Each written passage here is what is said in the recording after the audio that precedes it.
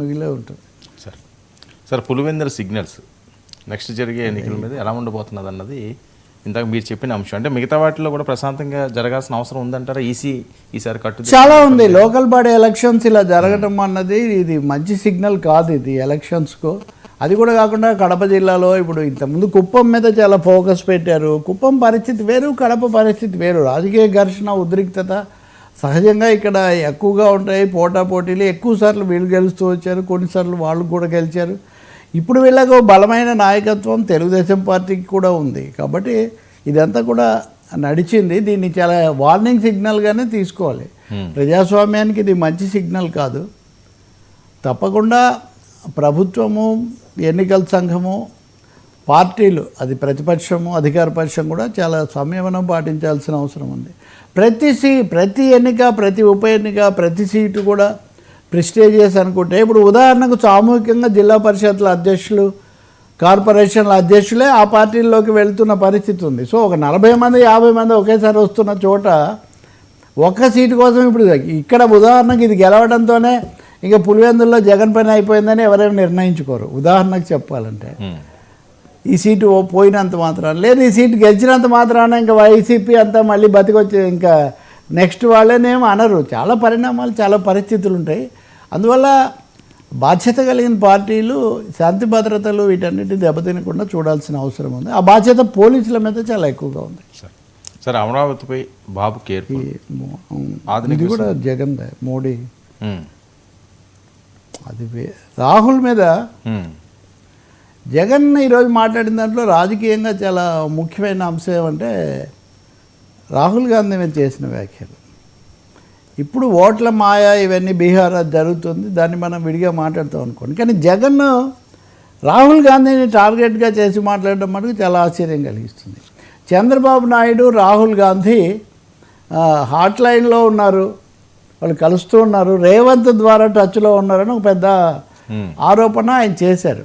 ఇప్పుడు ఈవీఎంలో అవి వచ్చినప్పుడు నేను చాలాసార్లు చెప్పే ఈవీఎంల గురించి మాట్లాడతారు కానీ ఈసీ గురించి ఎందుకు మాట్లాడారని.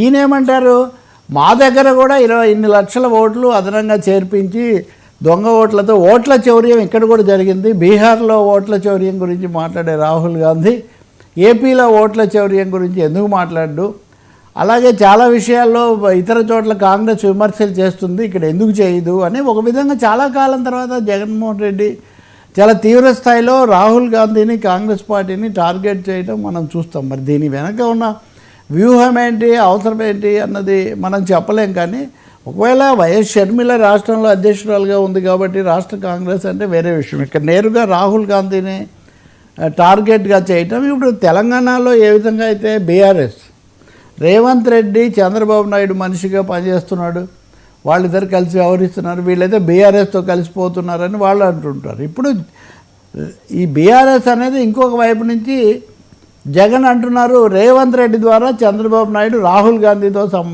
టచ్లో ఉన్నారు, అందుకనే రాహుల్ ఆంధ్రప్రదేశ్ దీని గురించి ఏం మాట్లాడలేదని. ఒకటి జగన్ బీహార్ పరిస్థితికి ఆంధ్రప్రదేశ్ పరిస్థితికి తేడా గుర్తించాలి. ఆంధ్రప్రదేశ్లో ఓట్ల చౌర్యం కాదు, ఎక్కువ ఓట్లు పడ్డాయి అన్నది ఇక్కడ సమస్య. అది కూడా చివరి గంటలో పడ్డాయని మీరు ఆరోపిస్తున్నారు.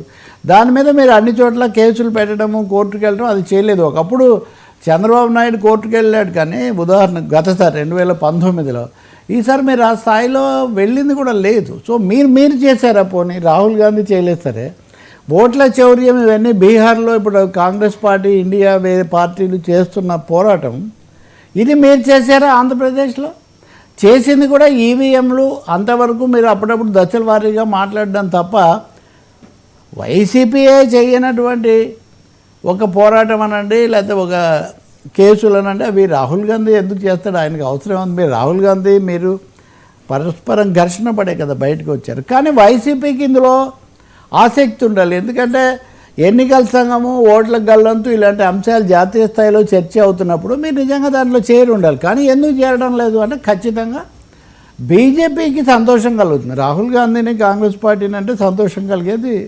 బీజేపీకే. పైగా ఒక్క చంద్రబాబుని అనకుండా ఇప్పుడు చంద్రబాబును, రేవంత్ రెడ్డిని కూడా కలిపి అనడం అన్నది ఖచ్చితంగా ఇది నాన్ కాంగ్రెస్ పార్టీస్కు అంటే బీజేపీ కూటమికి, ఎన్డీఏకి ఎక్కువ సంతోషం కలిగించేది. ఆంధ్రప్రదేశ్ రాజకీయాల్లో విచిత్రమే అది. ముగ్గురు ప్రాంతీయ పార్టీల నాయకులు చంద్రబాబు, జగన్, పవన్ కూడా బీజేపీని ఏమి తీవ్రంగా విమర్శించారు. ఈరోజు మాట్లాడిన ఇంతట్లో ఇప్పుడు రాహుల్ గాంధీ చేసే పోరాటమైనా, రోజు నేను చేసే చర్చ అయినా, ఇప్పుడు సుప్రీంకోర్టులో జరిగేదైనా, ఎన్నికల అక్రమాల చర్చ ఎక్కడికి పోతుంది? అది కేంద్రంలో ఉన్న మోదీ ప్రభుత్వం దగ్గరికి పోతుంది. కానీ జగన్మోహన్ రెడ్డి మాట్లాడిన మొత్తంలో రాహుల్ గాంధీ మీద ఆయన ఆగ్రహం అలక ఉన్నాయి తప్ప మోదీ గురించి ఆయన ఏం మాట్లాడలేదు కదా. కాబట్టి ఎన్డీఏను, మోదీని విమర్శించడానికి ఆయన సిద్ధంగా లేరు. రాహుల్ గాంధీ రేవంత్ రెడ్డి ద్వారా చంద్రబాబుతో కలిసి ఉన్నాడని చెప్పేది ఇది చాలా కొంచెం విపరీతమైన విమర్శలాగే కనిపిస్తుంది. ఖచ్చితంగా కాంగ్రెస్ హైకమాండ్కు జగన్ మీద ఆసక్తి ఉండకపోవచ్చు. అవును, ఈయన కూడా వాళ్ళ మీద వాళ్ళ మీద తిరుగుబాటు చేసే కదా ఆయన బయటకు వచ్చింది. సార్ దీనికి కొనసాగుతుంది. మరి మోడీ గెలుపు మోసం